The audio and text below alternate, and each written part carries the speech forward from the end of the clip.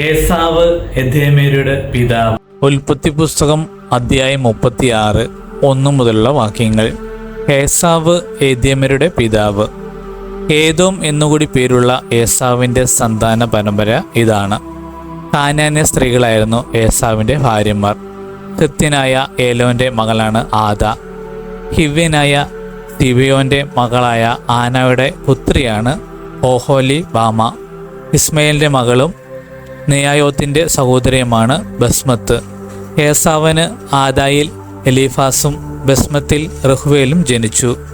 ഓഹോലി ബാമയിൽ നിന്നും അവിന്യാവുഷുവും യാലാമും ഹോറാഹും ജനിച്ചു. കാനാൻ ദേശത്ത് വെച്ച് ഏസാവിനുണ്ടായ മക്കളാണ് ഇവർ.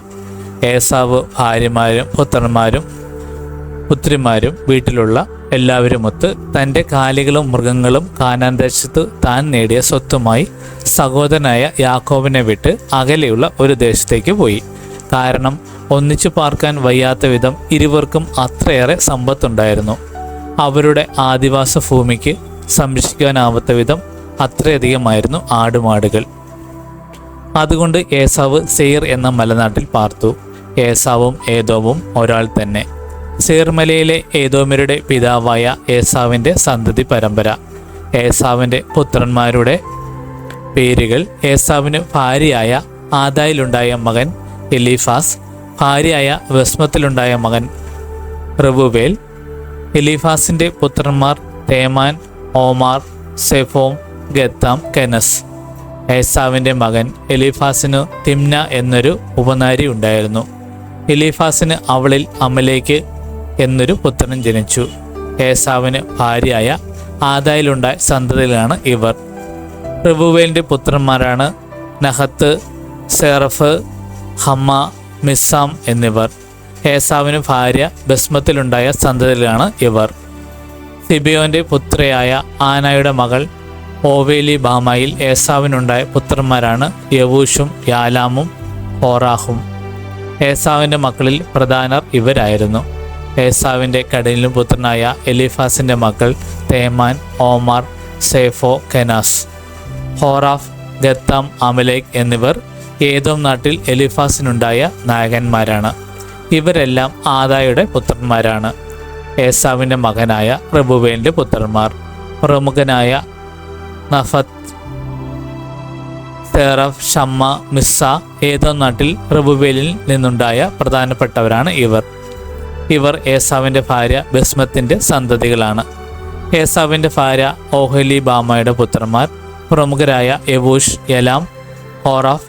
ഇവർ ഏസാവിൻ്റെ ഭാര്യയും ആനയുടെ മകളുമായ ഓഹലി ബാമയിൽ നിന്നുള്ള നായകന്മാരാണ്. ഇവർ ഏസാവിൻ്റെ സന്തതികളും ഏദോമിലെ പ്രമുഖന്മാരുമാണ്. അന്നാട്ടിൽ പാർത്തിരുന്നവരും സെയർ എന്ന ഹോരിൻ്റെ പുത്രന്മാരുമാണ് ലോത്താൻ, ഷോബാൽ, സിബയോൻ, ആനാൻ, ദീശോൻ, എസേർ, ദീശാൽ. ഇവർ ഏദോം നാട്ടിലെ സെയറിൻ്റെ പുത്രന്മാരും ഹോരോയിലെ പ്രമാണികളുമാണ്. ലോത്താൻ പുത്രന്മാർ ഹോറി, ഹേമ ലോത്തൻ്റെ സഹോദരിയായിരുന്ന തിമ്ന. ഷോബാലിൻ്റെ പുത്രന്മാർ അൽവാൻ, മനഹത്ത്, ഏബാൽ, ഷേഫോം, ഓനാം. സിബിയോൻ്റെ പുത്രന്മാർ ആയ.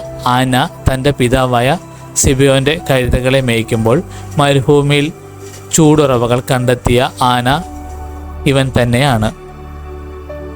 ദീശോൻ ആനയുടെ പുത്രനും ഓഹലിബാമ പുത്രിയുമായിരുന്നു. ഹെബ്ദാൻ, ഹെഷ്ബാൻ, ഇത്രാൻ, ഹെറാൻ എന്നിവരായിരുന്നു ദീശോൻ്റെ പുത്രന്മാർ. ഏസറിൻ്റെ പുത്രന്മാരായിരുന്നു ബിൽഹാനും സാവാനും അക്കാനും. ദീശാൻ്റെ പുത്രന്മാരായിരുന്നു ഊസും ആരാനും. ഹോരോയിലെ പ്രഭുമാരായിരുന്നു ലോത്താൻ, ഷോബാൻ, സിബയോൻ, ആന എന്നിവർ. ദീശോൻ, എസേർ, ദീശാൻ എന്നിവർ സെയർ നാട്ടിലെ ഹോരോരിലെ പ്രമുഖരായിരുന്നു. ഇസ്രായേൽക്കാരുടെ രാജഭരണം ആരംഭിക്കുന്നതിന് മുൻപ് ഏദോം നാട്ടിലെ ഭരണാധികാരികൾ ഇവരായിരുന്നു. ബോയോറിൻ്റെ മകനായ ബേല ഏദാമിൽ ഭരിച്ചു. അവൻ്റെ പട്ടണത്തിൻ്റെ പേര് ദിൻഹാബ എന്നായിരുന്നു. ബേല മരിച്ചപ്പോൾ സെബ്രായിലെ സെറഫിൻ്റെ മകനായ യോബാബ് രാജാവായി. യോബാബ് മരിച്ചപ്പോൾ തോമോന്യനായ ഹൂഷാം രാജാവായി. ഹൂഷാം മരിച്ചപ്പോൾ ബെദാദിൻ്റെ പുത്രനായ ഹാദാദ് രാജാവായി. അവൻ മെഹാബു ദേശത്ത് വെച്ച് മിദിയാനെ തോൽപ്പിച്ചു. അവൻ്റെ പട്ടണത്തിൻ്റെ പേര് അവീത്ത് എന്നായിരുന്നു.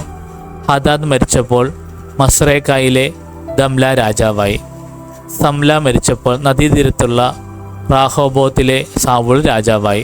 സാവൂൾ മരിച്ചപ്പോൾ അക്ബോറിൻ്റെ മകനായ ബാൽഹാനാൻ രാജാവായി. അക്ബോറിൻ്റെ മകനായ ബാൽഹാനാൻ മരിച്ചപ്പോൾ ഹാദാറാണ് തൽസ്ഥാനത്ത് ഭരിച്ചത്. അവൻ്റെ പട്ടണത്തിൻ്റെ പേര് പാവു എന്നായിരുന്നു. മെസ്സഹാബിൻ്റെ പൗത്രിയും മത്രേദിൻ്റെ പുത്രിയുമായ മെഹേത്തേബേൽ ആയിരുന്നു അവൻ്റെ ഭാര്യ.